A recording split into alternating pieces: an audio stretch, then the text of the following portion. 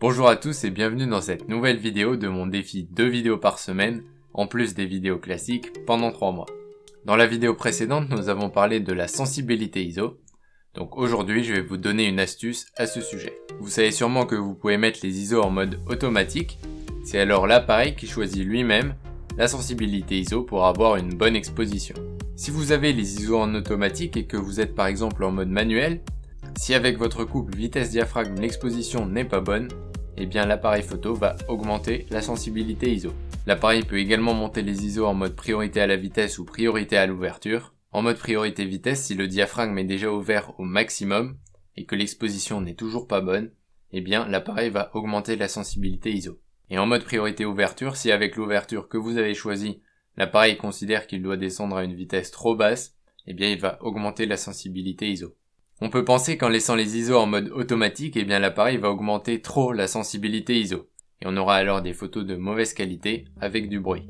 Mon astuce est très simple, elle consiste à laisser les ISO en automatique, mais en paramétrant l'appareil pour qu'il ne puisse pas dépasser une valeur ISO maximale. Donc c'est possible sur la plupart des appareils, et nous allons tout de suite voir comment faire. Dans un prochain article, je vous expliquerai comment déterminer la valeur maximale que vous ne devriez pas dépasser selon votre appareil photo. Le but de cette astuce est tout simplement que vous puissiez fixer votre vitesse et votre ouverture.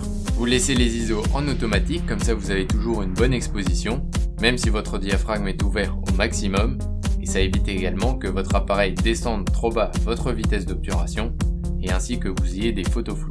De plus, en général, il est possible de paramétrer une vitesse minimale à partir de laquelle l'appareil va augmenter automatiquement la sensibilité ISO. Donc comme ça, vous n'aurez pas de flou.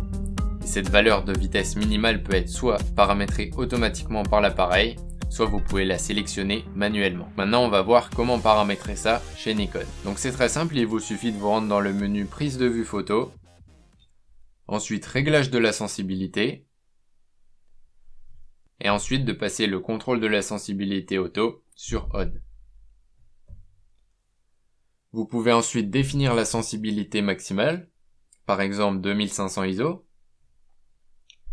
et en descendant encore dans le menu, vous pouvez choisir la vitesse d'obturation minimale. Donc soit vous la laissez en automatique, soit vous sélectionnez la vitesse minimale que vous souhaitez.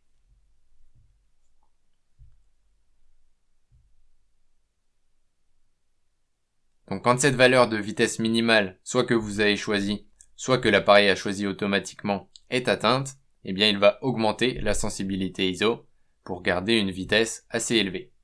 Et donc il n'augmentera pas les ISO au-delà de la valeur maximale que vous avez choisie. Donc maintenant je vais vous montrer comment faire chez Canon. Chez Canon, vous allez dans Réglages de sensibilité ISO.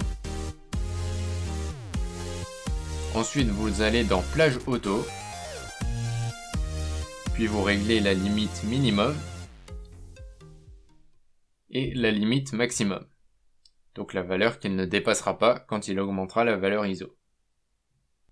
Vous pouvez ensuite revenir en arrière dans Réglages de sensibilité ISO et sélectionner la vitesse d'obturation minimale. Donc soit en la laissant en mode automatique, soit en la sélectionnant manuellement.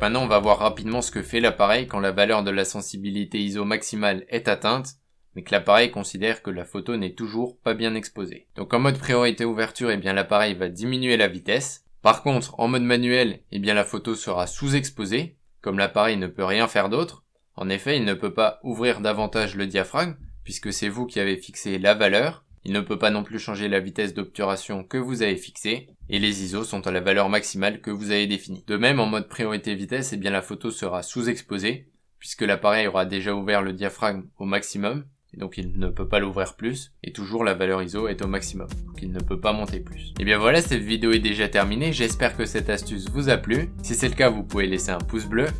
Vous pouvez aussi vous abonner à la chaîne YouTube pour être au courant de toutes les nouvelles vidéos. En plus de cette vidéo, vous pouvez retrouver l'article complémentaire sur mon blog, astuces-et-réflexes-photo.com, et vous pouvez aussi me retrouver sur Twitter, Facebook et Instagram, tous les liens sont dans la description de la vidéo. Moi je vous dis à très bientôt dans la prochaine vidéo, Merci d'avoir regardé celle-ci jusqu'au bout. Salut!